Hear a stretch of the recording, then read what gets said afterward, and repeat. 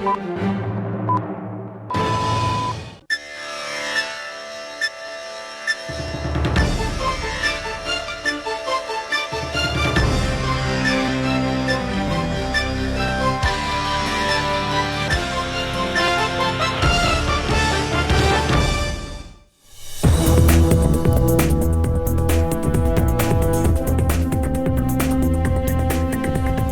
আলাইকুম, আমন্ত্রণ চ্যানেল সংবাদের সঙ্গে আছে হৃদয় হোসেন।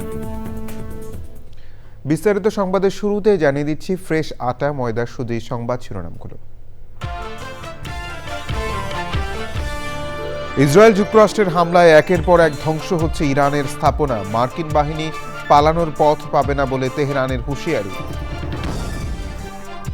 পবিত্র ঈদ উল ফিতরের 17 থেকে 23 মার্চ 7 দিনের ছুটি ঘোষণা, সংসদের প্রথম অধিবেশনে রাষ্ট্রপতির ভাষণে থাকছে ফ্যামিলি ও কৃষক কার্ড সহ। বেগম খালেদা জিয়াকে স্বাধীনতা পুরস্কারে ভূষিত করে বাংলাদেশ রাষ্ট্রের কৃতজ্ঞতা, মুকিদ মজুমদার বাবু সহ পুরস্কার পাচ্ছেন আরও 14 বিশিষ্টজন ও 5 প্রতিষ্ঠান। উপমহাদেশের বৃহৎ সঙ্গীত উৎসব TMSS channel I music award 7 April বগুড়ার মমইনে আজীবন সম্মাননা সহ 19 ক্যাটাগরিতে পুরস্কার। এবং পাকিস্তানের বিপক্ষে 3 ম্যাচের ওয়ানডে সিরিজের জন্য 15 সদস্যের বাংলাদেশ দল ঘোষণা, ফিরেছেন লিটন, নাফিফ, নাহিদ ও পেসার শরীফুল। ভূমিকম্প সহনীয় মোস্ট ডিউরেবল দেশের প্রথম থার্মেক্স রড সালাম স্টিল। সালাম স্টিল বোঝে ডিউরেবিলিটি। সালাম স্টিল, মোস্ট ডিউরেবল স্টিল। সংবাদ শিরোনামগুলো জানাচ্ছিলাম। এখনকার সংবাদ আয়োজন একই সঙ্গে চ্যানেল আই ইউটিউব চ্যানেল এবং চ্যানেল আইয়ের OTT প্ল্যাটফর্ম আই স্ক্রিনে লাইভ স্ট্রিম হচ্ছে। শুরুতেই ইরান যুদ্ধের 6ষ্ঠ দিন।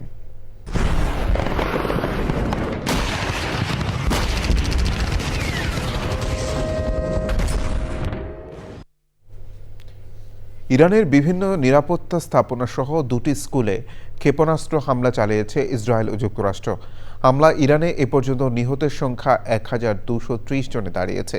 ইরান ও মধ্যপ্রাচ্যে যুক্তরাষ্ট্রের সামরিক ও অর্থনৈতিক অবকাঠামোগুলোতে ক্ষেপণাস্ত্র হামলা চালাচ্ছে। এমনকি মধ্যপ্রাচ্যের 3 দেশের 20টি মার্কিন সামরিক স্থাপনা ও কুয়েতে মার্কিন বাহিনীর উপর হামলা চালিয়েছে।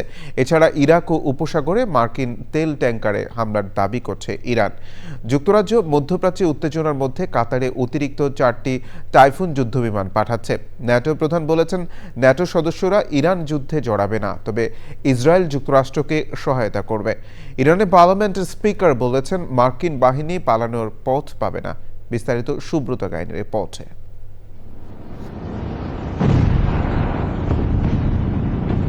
দিন যত যাচ্ছে মধ্যপ্রাচ্যের উত্তেজনা ততই বাড়ছে। আকাশে বোমারু বিমান ও ক্ষেপণাস্ত্রের শব্দ, আর মাটিতে গোলাবারুদের গন্ধ।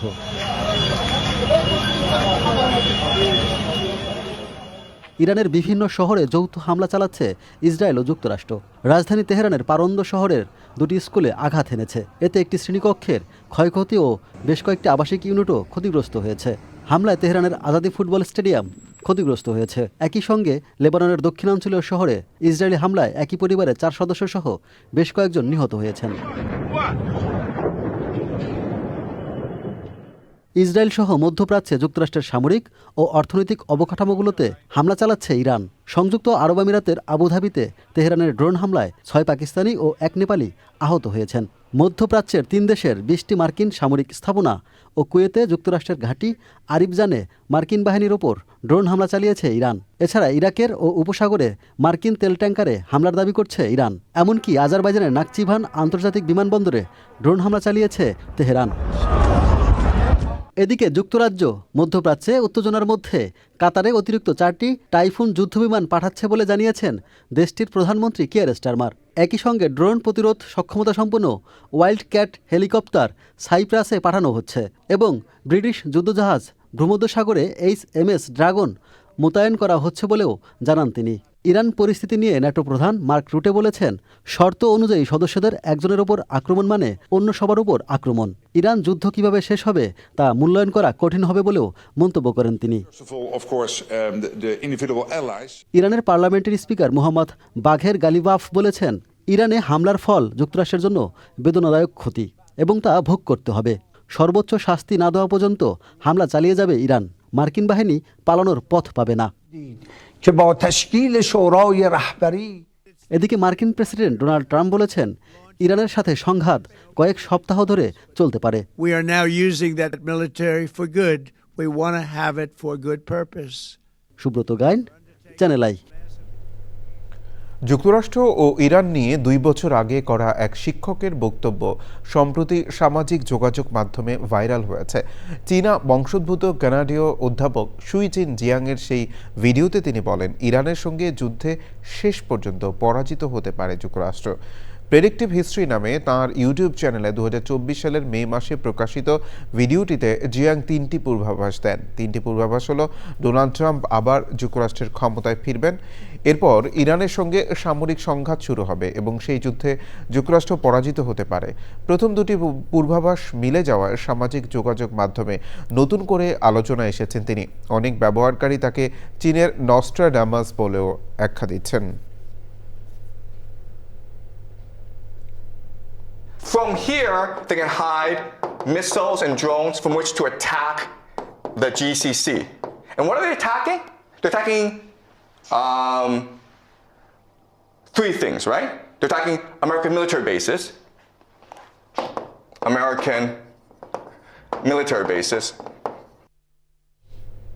এবার অন্যান্য সংবাদ। ঈদ উল ফিতর উপলক্ষে 17 থেকে 23 মার্চ 7 দিনের সরকারি ছুটি ঘোষণা করেছে সরকার।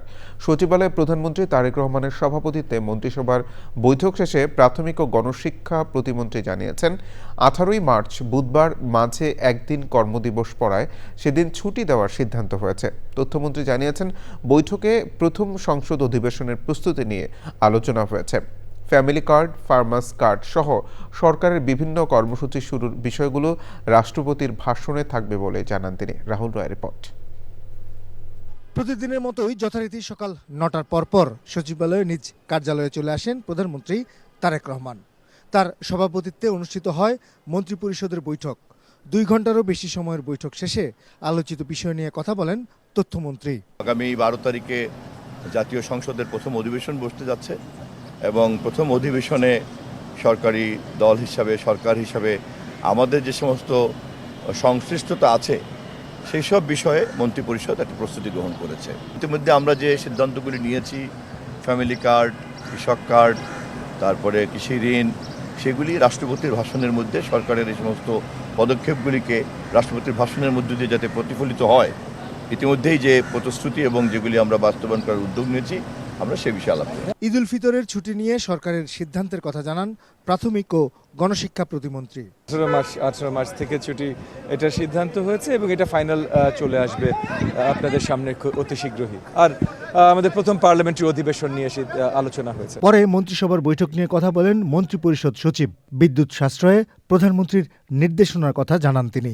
আগামী 17 তারিখ থেকে 17, 18, 19, 20, 21, 22, 23 একটানা 7 দিন ছুটি থাকছে, যাতে সবাই একটু নির্বিঘ্নে বাড়ি যেতে পারেন এবং বাড়ির থেকে যথাসময়ে ফিরে এসে অফিস করতে পারেন। উনি যেটা করেছেন, প্রথম কাজ হলো যে লাইটের ব্যবহার অর্ধেক করে দিয়েছেন। বলেছে কোনো ব্লাইন্ড পর্দা থাকবে না, তাহলে যথেষ্ট সানলাইট আসবে। যেগুলো যেমন বাথরুমের লাইট জ্বালানো থাকে এগুলো থাকবে না। করিডোরে এনার্জি সেভিং বাল্ব লাগাতে বলেছেন। এসির ব্যাপারে বলেছেন যে যেখানে এসি আছে, অবৈধ এসি যদি থাকে সেগুলো বন্ধ করে দেবে, আর 25 ডিগ্রি নিচে কোনো এসি চলবে না। মন্ত্রিসভার বৈঠকের পর কর্মসংস্থান বৃদ্ধি ও প্রবাসী কল্যাণে গঠিত কমিটির সদস্যদের সঙ্গে বৈঠক করেন প্রধানমন্ত্রী তারেক রহমান। রাহুল রায়, চ্যানেল আই, ঢাকা। জাতীয় পর্যায়ে গৌরবোজ্জ্বল ও কৃতিত্বপূর্ণ অবদানের স্বীকৃতি হিসেবে এবছর দেশের সর্বোচ্চ বেসামরিক সম্মাননার স্বাধীনতা পুরস্কার পাচ্ছেন 15 বিশিষ্ট ব্যক্তি এবং 5 প্রতিষ্ঠান।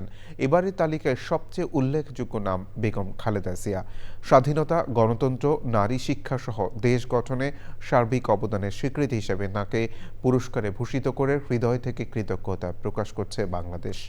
এবার প্রকৃতি সংরক্ষণে ভূমিকা রাখায় স্বাধীনতা পুরস্কার পাচ্ছেন প্রকৃতি বন্ধু বীর মুক্তিযোদ্ধা মুকিত মজুমদার বাবু। সাদি মাহমুদের রিপোর্ট। এমন এক রাজনৈতিক ব্যক্তিত্ব যিনি একদিকে দেশে গণতন্ত্র প্রতিষ্ঠায় রেখেছেন অসামান্য অবদান, অন্যদিকে দেশ গঠনে রেখেছেন নেতৃত্বস্থানীয় ভূমিকা। তাকে জাতির পক্ষ থেকে সর্বোচ্চ সম্মান জানাতে এবার দেওয়া হচ্ছে মরণোত্তর স্বাধীনতা পুরস্কার। স্বাধীনতা, গণতন্ত্র, নারী শিক্ষা সহ দেশ গঠনে সার্বিক অবদানের স্বীকৃতি হিসেবে তাকে এই সম্মাননায় ভূষিত করা হচ্ছে। মুক্তিযুদ্ধের sector commander major Mohammad Abdul জলিলকে মরণোত্তর স্বাধীনতা পুরস্কার দেওয়া হচ্ছে। প্রতিষ্ঠান হিসেবে মুক্তিযুদ্ধে অবদানের জন্য স্বাধীনতা পুরস্কার পাচ্ছে ফৌজদারহাট ক্যাডেট কলেজ। পরিবেশ সংরক্ষণে বিশেষ অবদানের জন্য স্বাধীনতা পুরস্কার পাচ্ছেন প্রকৃতি ও জীবন ফাউন্ডেশনের চেয়ারম্যান এবং চ্যানেল আইয়ের পরিচালক বীর মুক্তিযোদ্ধা আব্দুল মুকিত মজুমদার। প্রকৃতি বন্ধু মুকিত মজুমদার বাবু নামে বেশি পরিচিত তিনি। বিজ্ঞান ও প্রযুক্তিতে স্বাধীনতা পুরস্কার পাচ্ছেন অধ্যাপক ড জহুরুল করিম। চিকিৎসাবিদ্যায় এই সম্মাননা দেওয়া হচ্ছে ঢাকা মেডিকেল কলেজ হাসপাতালকে। সাহিত্যে মরণোত্তর পুরস্কার দেওয়া হচ্ছে আশরাফ সিদ্দিকীকে। সংস্কৃতিতে হানিফ সংকেতের পাশাপাশি বশির আহমেদ মরণোত্তর এই সম্মাননা পাচ্ছেন। ক্রীড়াক্ষেত্রে জোবেরা রহমান লিনু পাচ্ছেন স্বাধীনতা পুরস্কার। পল্লী উন্নয়নে প্রতিষ্ঠান হিসেবে আছে পল্লী কর্মসহায়ক ফাউন্ডেশন বা পিকেএসএফ। সমাজসেবা ও জনসেবায় এবার এই পুরস্কার পাচ্ছেন ৩ জন ও ২ প্রতিষ্ঠান। মরণোত্তর পুরস্কার পাচ্ছেন ড জাফরুল্লাহ চৌধুরী ও বিমান দুর্ঘটনায় শিক্ষার্থীদের বাঁচাতে নিজের জীবন উৎসর্গ করা মাইলস্টোন স্কুলের শিক্ষিকা মাহরিন চৌধুরী। সাথে আছেন মোহাম্মদ সাইদুল হক। সমাজসেবায় প্রতিষ্ঠান হিসেবে এই সম্মাননা পাচ্ছে SOS children's village international in Bangladesh ও গণস্বাস্থ্য কেন্দ্র। জনপ্রশাসনে মরণোত্তর পুরস্কার পাচ্ছেন পূর্ব পাকিস্তানের প্রথম বাঙালি সচিব কাজী ফজলুর রহমান। গবেষণা ও প্রশিক্ষণে মোহাম্মদ আব্দুল বাকি, অধ্যাপক ড এম এ রহিম এবং অধ্যাপক ড সুকমল বড়ুয়া এই সম্মাননা পাচ্ছেন। পুরস্কারপ্রাপ্ত ব্যক্তি ও প্রতিষ্ঠানকে 18 ক্যারেট মানের 50 গ্রাম স্বর্ণের পদক, পদকের একটি রেপ্লিকা, 3 লাখ টাকা ও একটি সম্মাননাপত্র দেওয়া হয়। স্বাধীনতা দিবসের আগে রাষ্ট্রীয় অনুষ্ঠানের মাধ্যমে প্রধানমন্ত্রী এই পদক আনুষ্ঠানিকভাবে প্রদান করেন।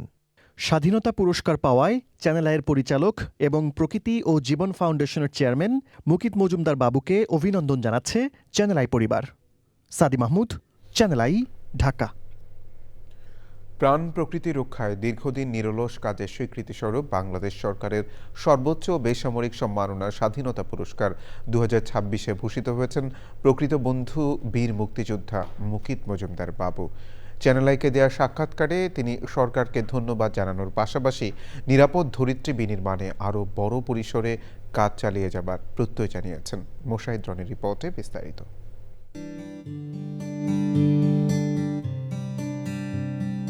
প্রাণ প্রকৃতির সাথে তার নিবিড় সখ্য। প্রকৃতির আনন্দ, বেদনা, সমস্যা ও সম্ভাবনা অনুভব করেন অন্তরাত্মা দিয়ে। তিনি প্রকৃতি বন্ধু মুকিত মজুমদার বাবু। জন্মভূমির প্রতি দায় কৈশোরে তাকে টেনে নেয় 71-এর রণাঙ্গনে। সবুজ বাংলা গড়ার স্বপ্নে 2009 সালে প্রতিষ্ঠা করেন প্রকৃতি ও জীবন ফাউন্ডেশন। জীববৈচিত্র্য, বন ও বন্যপ্রাণী সংরক্ষণ এবং জলবায়ু পরিবর্তনের অভিঘাত মোকাবেলায় জনসচেতনতা তৈরিতে চ্যানেল আইয়ে ধারাবাহিকভাবে প্রচার হচ্ছে তার নির্দেশনায় প্রামাণ্য অনুষ্ঠান প্রকৃতি ও জীবন। আর্তমানবতার সেবা ও প্রকৃতি সংরক্ষণে বিশেষ অবদানের জন্য দেশ বিদেশে নানা সম্মাননাপ্রাপ্ত এই ব্যক্তিত্ব এবার ভূষিত হয়েছেন দেশের সর্বোচ্চ বেসামরিক পদক স্বাধীনতা পুরস্কারে। দেশের পরিবেশ প্রতিবেশ সংরক্ষণ ও নিরাপদ স্বদেশ বিনির্মাণের প্রত্যয়ে গঠিত সরকার এবারই প্রথম পরিবেশ সংরক্ষণ বিষয়ে প্রদান করল স্বাধীনতা পুরস্কার। মহান স্বাধীনতা সংগ্রামের একজন নেতার হাত ধরে গঠিত দল যখন ক্ষমতায়, তখন এমন সম্মাননা দেশ ও জাতির টেকসই ভবিষ্যৎ নিশ্চিতের অভিযাত্রায় আরও গতি আনবে বলে মনে করেন প্রকৃতি বন্ধু বীর মুক্তিযোদ্ধা মুকিত মজুমদার বাবু। আমি খুবই আনন্দিত স্বাধীনতা পুরস্কার প্রাপ্তিতে, এবং আরও বেশি আনন্দিত পরিবেশ সংরক্ষণে এই পদকটা আমাকে দেওয়া হচ্ছে। এটা একটা বিশাল ব্যাপার, কারণ যে কাজটি করছি সেই কাজটিকে যদি স্বীকৃতি দেওয়া হয় তাতে কিন্তু উৎসাহ অনেক বাড়ে এবং একে এগিয়ে নিয়ে যাওয়ার ব্যাপারটাও কিন্তু তখন খুবই বেশি দায়িত্ব ব্যাপারটি চলে আসে। তো সুতরাং আমি বলবো এই পুরস্কারের মাধ্যমে আমি অবশ্যই আরও দায়িত্ববান হলাম এবং এই পরিবেশ সংরক্ষণের ব্যাপারে আরও সচেতন হলাম। সরকার যে পরিবেশ প্রকৃতি নিয়ে খুবই সচেতন এবং ভাবে, সেইটা কিন্তু বোঝা গেছে এবারকার ক্যাটাগরিতেই যখন পরিবেশ সংরক্ষণের ব্যাপারটি এসছে। এবং এই যে গাছ লাগানোর যেই প্রোগ্রাম করা হয়েছে, 5 বছরে 25 কোটি গাছ লাগানো হবে, এটা একটা বিশাল ব্যাপার। সবচেয়ে বড় ব্যাপার হচ্ছে বাংলাদেশের স্বাধীনতা সংগ্রামের সাথে যে পরিবারটি জড়িত ছিল, সেই পরিবারের মাধ্যমে কিন্তু এই পুরস্কারটি দেওয়া হবে। আমি নিজে একজন মুক্তিযোদ্ধা, সেই হিসাবে একটি মুক্তিযোদ্ধা পরিবারের কাছ থেকে এই স্বাধীনতা পুরস্কারটা গ্রহণ করার মধ্যে একটা অন্যরকম একটা গর্ব আছে। তো সব কিছু মিলিয়ে আসলে আমার কাছে মনে হচ্ছে যে এটা খুব আনন্দের একটা ব্যাপার এবং দায়িত্বের ব্যাপার, এগিয়ে যাওয়ার ব্যাপার। 1971 সালে বাংলাদেশের মহান স্বাধীনতা যুদ্ধের বীর শহীদদের স্মরণে 1977 সালে স্বাধীনতা পদকের প্রবর্তন করেন রাষ্ট্রপতি জিয়াউর রহমান। প্রতি বছর বাংলাদেশের স্বাধীনতা দিবসে এই পদক প্রদান করা হয়। Moshahid Roni, Channel I, Dhaka. যুক্তরাষ্ট্রের সঙ্গে কূটনৈতিক, অর্থনৈতিক ও দ্বিপক্ষীয় বাণিজ্যিক সম্পর্ক নিয়ে ফলপ্রসূ আলোচনা হয়েছে বলে জানিয়েছেন বিএনপি স্থায়ী কমিটির সদস্য মঈন খান। সকালে গুলশানে সফররত দক্ষিণ ও মধ্য এশিয়া বিষয়ক মার্কিন সহকারী পররাষ্ট্রমন্ত্রী এস পল কাপুরের সাথে বৈঠক করে বিএনপির 5 সদস্যের প্রতিনিধি দল। সাংবাদিকদের প্রশ্নের জবাবে মঈন খান বলেন, যুক্তরাষ্ট্র বাংলাদেশের শুভাকাঙ্ক্ষী। পরে বিএনপির প্রতিষ্ঠাতা ও সাবেক প্রেসিডেন্ট জিয়াউর রহমান ও সাবেক প্রধানমন্ত্রী বেগম খালেদা জিয়ার মাজারে শ্রদ্ধা নিবেদন করেন সফররত মার্কিন সহকারী পররাষ্ট্রমন্ত্রী পল কাপুর। দুটি দেশের জনগণের মধ্যে পারস্পরিক যে সম্পর্ক, সে সম্পর্কের বিষয়গুলো এবং ভবিষ্যৎ যে সরকার, সেই সরকারের যে নীতিমালার বিষয়গুলো, এবং আপনারা জানেন যে আজকের বিশ্বে যে বিভিন্ন ধরনের যে ঘটনা প্রবাহ, সে সমস্ত কিছু সার্বিক বিষয় নিয়ে আমাদের তার একটি বিষয়। ঈদ যাত্রায় বাড়তি ভাড়া নিলে সংশ্লিষ্ট কোম্পানির রুট পারমিট বাতিল করা হবে বলে জানিয়েছেন সড়ক পরিবহন এবং সেতু মন্ত্রী শেখ রবিউল আলম। সড়ক পথে ঈদযাত্রা স্বস্তিদায়ক করার বিষয়ে বাস মালিক সহ বিভিন্ন পক্ষের সাথে বৈঠক শেষে তিনি সাংবাদিকদের একথা বলেন। ঈদযাত্রা সুষ্ঠু করতে 28টি সিদ্ধান্ত নেওয়া হয়েছে জানিয়ে মন্ত্রী বলেন, চাঁদাবাজি বন্ধে পুলিশ সহ সংশ্লিষ্টরা তৎপর থাকবে। মহাসড়কে অবৈধ স্থাপনা না রাখা, ফিটনেসবিহীন গাড়ি চলতে না দেওয়া, পুলিশের নজরদারি বাড়ানো, ঈদের আগে ও পরে 2 দিন করে পচনশীল ও নিত্য প্রয়োজনীয় পণ্য ছাড়া মালবাহী ট্রাক বা লরি চলতে না দেওয়া সহ বিভিন্ন সিদ্ধান্ত নেওয়া হয় বৈঠকে। এ সময় সড়ক প্রতিমন্ত্রী হাবিবুর রশিদ, রেলপথ প্রতিমন্ত্রী মোহাম্মদ রাজীব আহসান এবং সংসদ সদস্য শামসুর রহমান শিমুল বিশ্বাস সহ অন্যরা উপস্থিত ছিলেন। হাইওয়ের উপর অস্থায়ী দোকান, বাজার, যত্রতত্র পার্কিং, ব্যাটারি চালিত গাড়ি, 2 লেনের রাস্তা 1 লেন অকুপাই হয়ে গিয়েছে, আরেক লাইন দিয়ে মোটামুটি যানবাহন চলতে পারছে, সেই সুযোগ থাকবে না। ফিটনেসবিহীন গাড়ি কোনো অবস্থাতে রাস্তার উপর উঠতে পারবে না। নির্ধারিত ভাড়ার চেয়ে কে জ্ঞাত করেন, তার দৃষ্টান্তমূলক শাস্তি হবে এবং তার নিয়ন্ত্রণ যে কোনো মূল্যে করা হবে। মালিক সমিতি তাদের কল্যাণে নির্ধারিত হারে ঐক্যবদ্ধভাবে অথবা সর্বসম্মতিতে তারা তাদের কল্যাণে একটা চাঁদা গ্রহণ বা নিয়মিত নেন, সেটা শ্রমিকদের কল্যাণে শ্রমিকরা এবং মালিকদের কল্যাণে মালিক সমিতি, শ্রমিক সমিতি সেটা গ্রহণ করেন। সেটাকে আমি বলছি চাঁদাবাজি নয়। সঙ্গীত নিয়ে উপমহাদেশের সবচেয়ে বড় আয়োজন চ্যানেল আই মিউজিক অ্যাওয়ার্ডস 2025 হতে যাচ্ছে 7 এপ্রিল। বগুড়ার হোটেল মমইনে হতে যাওয়া TMSS চ্যানেল আই মিউজিক অ্যাওয়ার্ডসের এই আয়োজন ঘিরে চ্যানেল আই ভবনে সংবাদ সম্মেলনে আয়োজকরা জানান, আজীবন সম্মাননা সহ মোট 19টি ক্যাটাগরিতে এবার গুণীদের পুরস্কার দেওয়া হবে। বিস্তারিত মির্জা ইমতিয়াজের রিপোর্টে। দেশের সুস্থ ধারার সঙ্গীতকে এগিয়ে নেওয়ার লক্ষ্যে 2004 সালে শুরু হয়েছিল চ্যানেল আই মিউজিক অ্যাওয়ার্ডস। সঙ্গীতের মহা আয়োজন দেশসহ বিশ্বের বাংলা সঙ্গীত প্রেমী মানুষের মাঝে সাড়া ফেলে।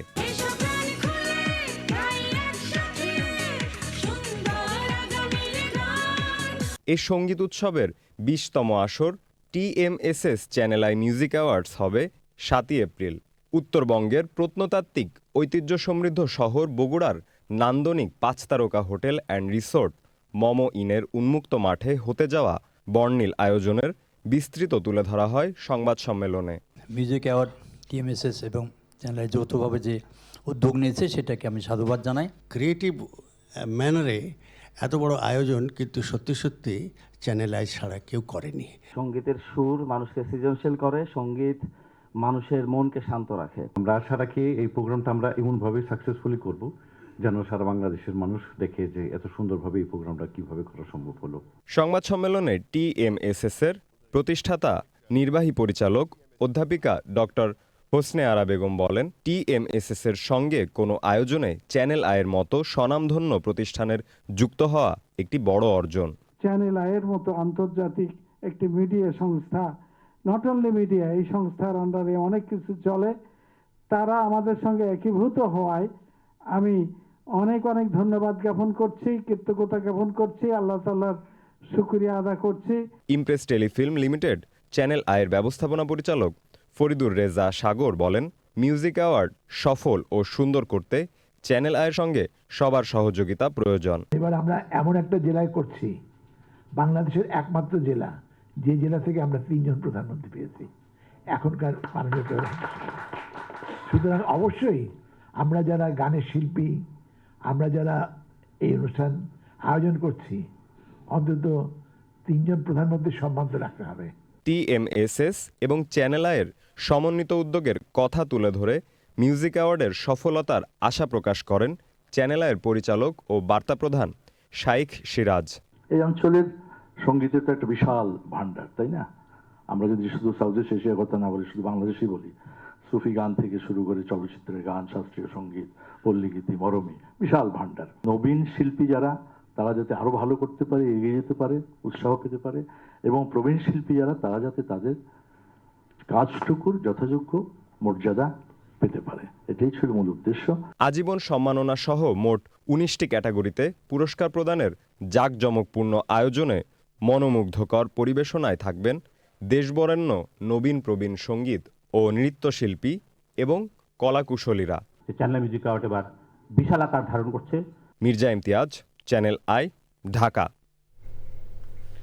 পাকিস্তানের বিপক্ষে 3 ম্যাচের ওয়ানডে সিরিজের জন্য 15 সদস্যের বাংলাদেশ দল ঘোষণা করেছে বিসিবি। অধিনায়ক মেহেদী হাসান মিরাজের এবারের দলে রয়েছে বেশ কিছু চমক। স্কোয়াডে ফিরেছেন লিটন দাস, আফিফ হোসেন, নাহিদ রানা ও পেসার শরীফুল।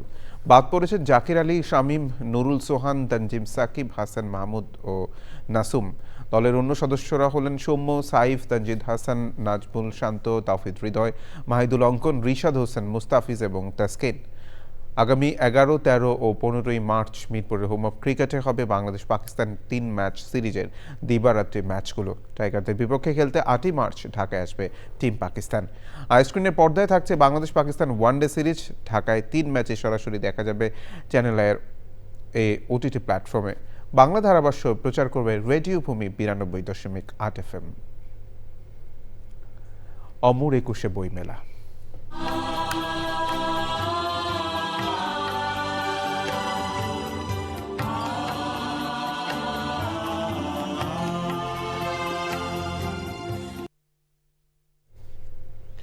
পাঠক ও দর্শনার্থীদের পদচারণায় আস্তে আস্তে মুখরিত হতে শুরু করেছে অমর 21 বইমেলা।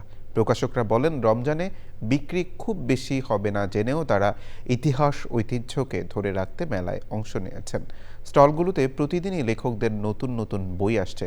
শাকের আদান রিপোর্ট। প্রাণের অমর 21 বইমেলা শুরুর পর রমজানের প্রথম কয়েকদিন বইপ্রেমীদের সমাগম তেমন একটা ছিল না। তবে 8ম দিনে মেলা প্রাঙ্গণে সন্ধ্যা থেকে পাঠক ও দর্শনার্থীদের ভিড় বাড়তে থাকে। অনেকেই মেলায় এসে ইফতার করেছেন। রোজায় যে একটু ঘাটতি হবে এটা আমরা আগেও ধারণা ছিল, তবে আশাবাদী যে শুক্র শনিবার লোক সমাগম হবে। গতকাল মোটামুটি বিক্রি হয়েছে, আমি খবর নিয়েছি সবার কাছেই, আজকেও কিছুটা বিক্রি হয়েছে। এবারের বই মেলাটা একটু ডিফারেন্ট, যেহেতু রোজার মধ্যে, তো আমার যারা পাঠকরা আছে তারা অনলাইনে বেশিরভাগ নিচ্ছেন। জাস্ট গল্পের বই, তারপর হচ্ছে কিছু দার্শনিকের বই, যেমন সক্রেটিসের কিছু বই দেখার আমার ইচ্ছে। 2টা বই কিনেছি। এবার স্টলগুলো মানে অনেক স্টলই আমাদের অনেক পছন্দের স্টল এখনো মানে আসেনি, এবার বসেনি। প্রথম দিকে একটু কম ছিল, আজকে মোটামুটি ভালোই বিক্রি হয়েছে, লোকজনও ভালো এসেছে। তার সুবিধার্থে আমরা এখানে নুডলস রেখেছি, কাপ নুডলস, এবং আমাদের বিস্কুট আছে, ফ্রেশ বিস্কুটের উপর আমরা বেশ কিছু ভালো অফারও দিয়েছি। স্টলগুলোতে লেখকদের নতুন নতুন বইয়ের মোড়ক উন্মোচন চলছে। রোজা শেষে সন্ধ্যায় এসেছি বইমেলায়, ঘুরে ঘুরে দেখছি বই, পছন্দ হলে কিনবো। খুব বেশি স্টল দেখা হয়নি, 1-2টা স্টল দেখা হয়েছে, পছন্দ হলে এরপর কি দেখছি বাংলা গদ্য সাহিত্য বিবিধ বিকিরণ, আসমাউল হোসনা চৌধুরীর লেখা। বাংলা সাহিত্য নিয়ে যারা পড়ে তাদের জন্য অনেক ধরনের মানে জিনিসগুলা গোছানো আছে। আর বাংলা সাহিত্যে উপন্যাসের বেশ কিছু নারী চরিত্র নিয়ে এখানে কাজ করা হয়েছে, যে নারী চরিত্রগুলো আসলে যে কোনো মেয়েদের জন্য বা পড়লেও নিজেকে মানে গিয়ার আপ করতে পারবে, নিজেকে অনেক গঠন করতে পারবে। কবিতা, কাব্যগ্রন্থ, বিজ্ঞান ও ভ্রমণ কাহিনী সহ বিভিন্ন ধরনের বই খুঁজছেন পাঠকরা। শুক্রবার ছুটির দিনে মেলায় আরও পাঠক ও বইপ্রেমী আসবেন বলে আশা করছেন প্রকাশকরা। Shakir Adnan, channel I, Dhaka. সংবাদের এই পর্যায়ে বিরতি নিচ্ছি, আর বিরতির পর জানিয়ে ফিরছি।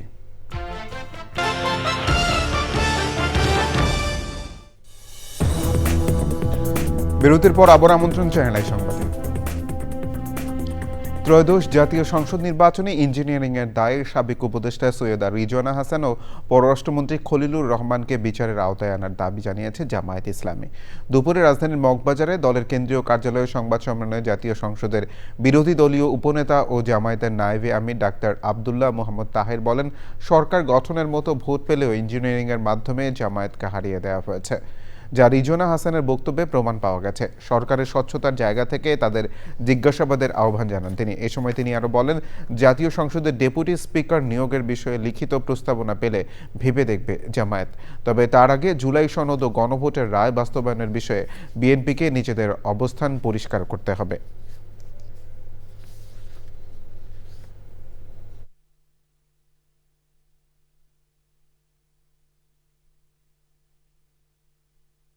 নিশ্চয়ই বিএনপির সাথে ওনার এমন এক কমিটমেন্ট ছিল, বা ওনার সাথে বিএনপির এমন এক কমিটমেন্ট ছিল যে উনি ইন্টারিম গভর্নমেন্টের থেকে বিএনপিকে হেল্প করবে নির্বাচনে, আর বিএনপির সরকার গঠন করলে ওনাকে মন্ত্রী বানাবে।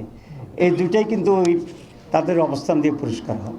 সুতরাং খলিলুর রহমান সাহেবকেও একইভাবে জিজ্ঞাসাবাদে আনা উচিত এই সরকারের, এবং যে কী ধরনের কনস্পিরেসি রিজওয়ানা সহ অন্যরা তারা করেছেন, যে জাতিকে একটি সুষ্ঠু নির্বাচন থেকে তারা বঞ্চিত করেছে।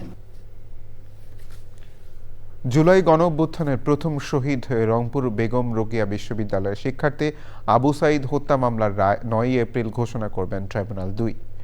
গত 27শে জানুয়ারি মানবতা বিরোধী এ অপরাধের মামলায় প্রসিকিউশন ও আসামি পক্ষে যুক্তিতর্ক শেষ করে রায় ঘোষণার জন্য অপেক্ষমান রাখা হয়। এই মামলায় কারাগারে থাকা 6 আসামি হলেন এএসআই আমির হোসেন, বেগম রোকেয়া বিশ্ববিদ্যালয়ের সাবেক প্রক্টর শরীফুল ইসলাম, কনস্টেবল সুজন চন্দ্র রায়, ছাত্রলীগ নেতা ইমরান চৌধুরী, রফিউল হাসান রাসেল ও আনোয়ার পারভেজ। তবে বেরোবির সাবেক ভিসি হাসিবুর রশিদ সহ 24 জন এখনও পলাতক। গত বছরের 6ই আগস্ট 30 আসামির বিরুদ্ধে ফরমাল চার্জ গঠন করেন ট্রাইব্যুনাল 2। নিটল টাটা আন্তর্জাতিক সংবাদ।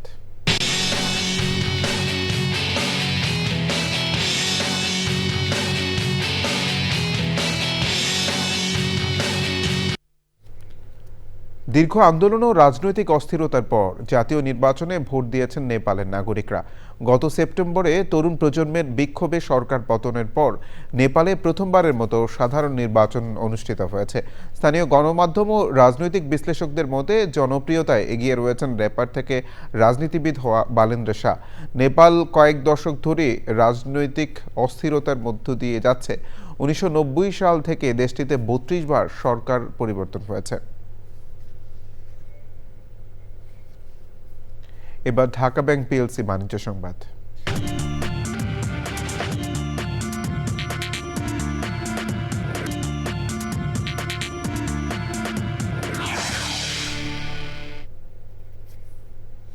কনকা গুগল মিনি এআই টিভির মোড়ক উন্মোচন হয়েছে। আধুনিক প্রযুক্তির সুবিধা প্রদান এবং আগামী ফুটবল বিশ্বকাপকে রাঙিয়ে তুলতে ইলেকট্রোমার্ট এই অত্যাধুনিক সিরিজ বিপণন শুরু করেছে। প্রিমিয়াম সেগমেন্টের এই অত্যাধুনিক কনকা টিভি দেশের প্রযুক্তিপ্রেমী গ্রাহকদের নতুন অভিজ্ঞতা দেবে বলে আশা প্রকাশ করেন গ্রুপের টিএমডি মোহাম্মদ নুরুল আফসার। সে সময় ছিলেন পরিচালক মোহাম্মদ সাজ্জাদুন নেওয়াজ, বিক্রয় ও বিপণন GM মাহমুদুন নবী চৌধুরী ও অন্যরা।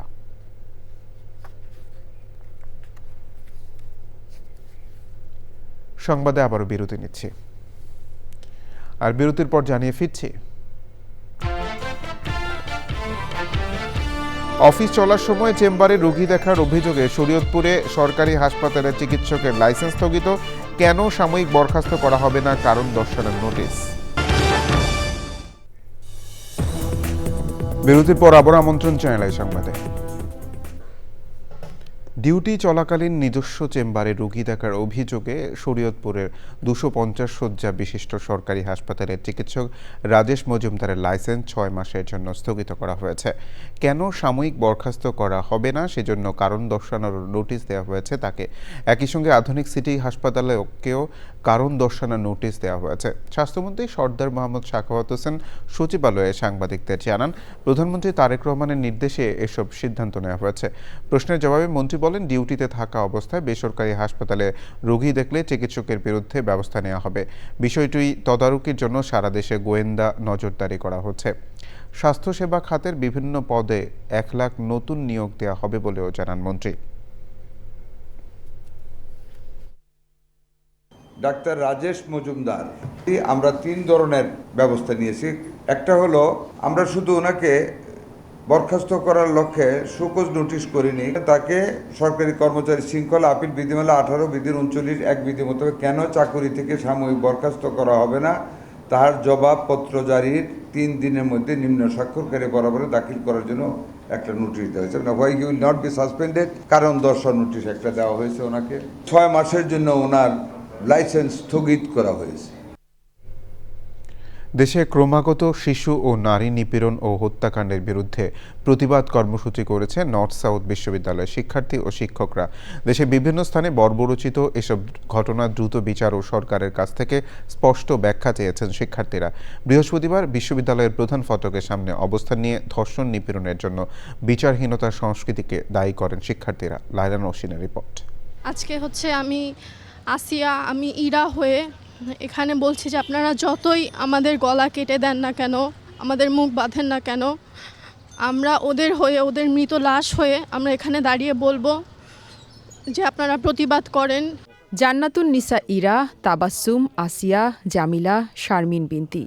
বর্বরভাবে যৌন নিপীড়ন ও হত্যাকাণ্ডের শিকার হওয়া প্রত্যেকটি শিশু ও নারী যেন আজ বিচারের দাবিতে দাঁড়িয়েছে পোস্টার হাতে, মুখে লাল কাপড় বেঁধে মৌন প্রতিবাদ।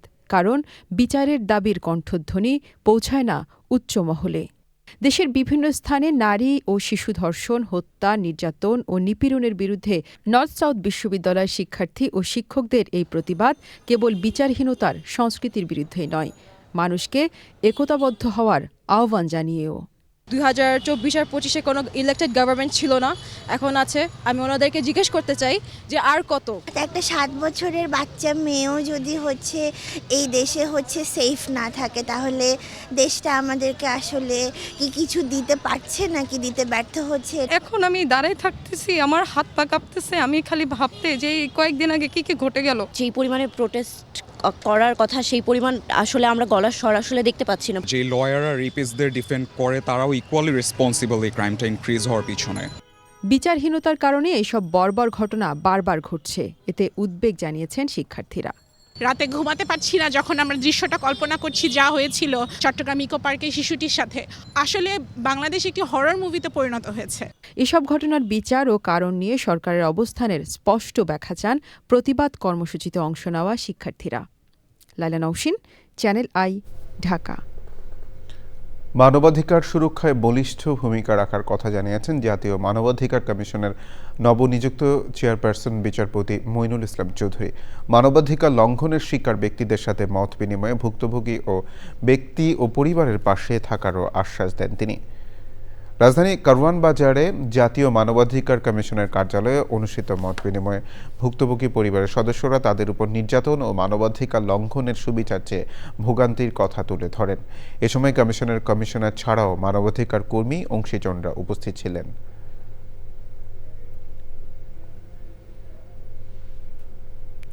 রাজধানীর ইউনিভার্সাল মেডিকেল কলেজ অ্যান্ড হসপিটালে ইফতারের আয়োজন করা হয়। ইফতার আয়োজনে ছিলেন রাজনৈতিক, গণমাধ্যম ও সাংস্কৃতিক ব্যক্তিত্বরা সহ বিভিন্ন শ্রেণী পেশার বিশিষ্টজনেরা। স্বাগত বক্তব্যে হাসপাতালের ব্যবস্থাপনা পরিচালক ডাক্তার আশিস কুমার চক্রবর্তী স্বাস্থ্যসেবায় মানবিকতা, সহমর্মিতা ও পেশাগত দায়িত্ববোধের গুরুত্ব তুলে ধরেন। তিনি বলেন, এই মেডিকেল কলেজ হাসপাতাল শুধু আধুনিক চিকিৎসা সেবাই নয়, সাম্প্রদায়িক সম্প্রীতি ও মানবিক মূল্যবোধ জোরদারেও নিয়মিত নানা উদ্যোগ গ্রহণ করে।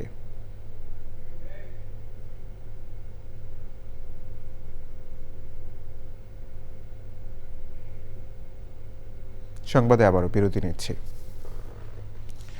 আর বিরতির পর জানিয়ে ফিরছি।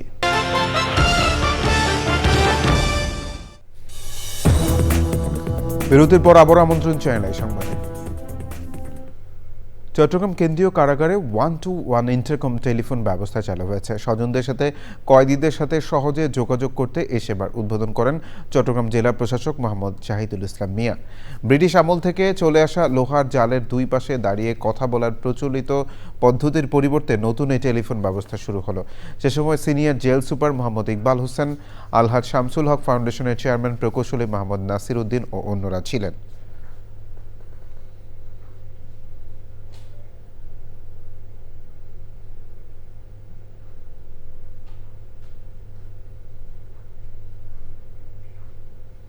খেলার খবর।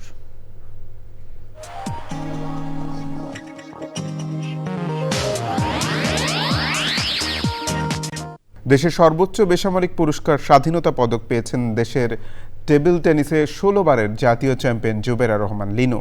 ক্রীড়াক্ষেত্রে বিশেষ অবদানের জন্য লিনুকে 2026-এর স্বাধীনতা পদক প্রাপ্তদের তালিকায় অন্তর্ভুক্ত করা হয়েছে।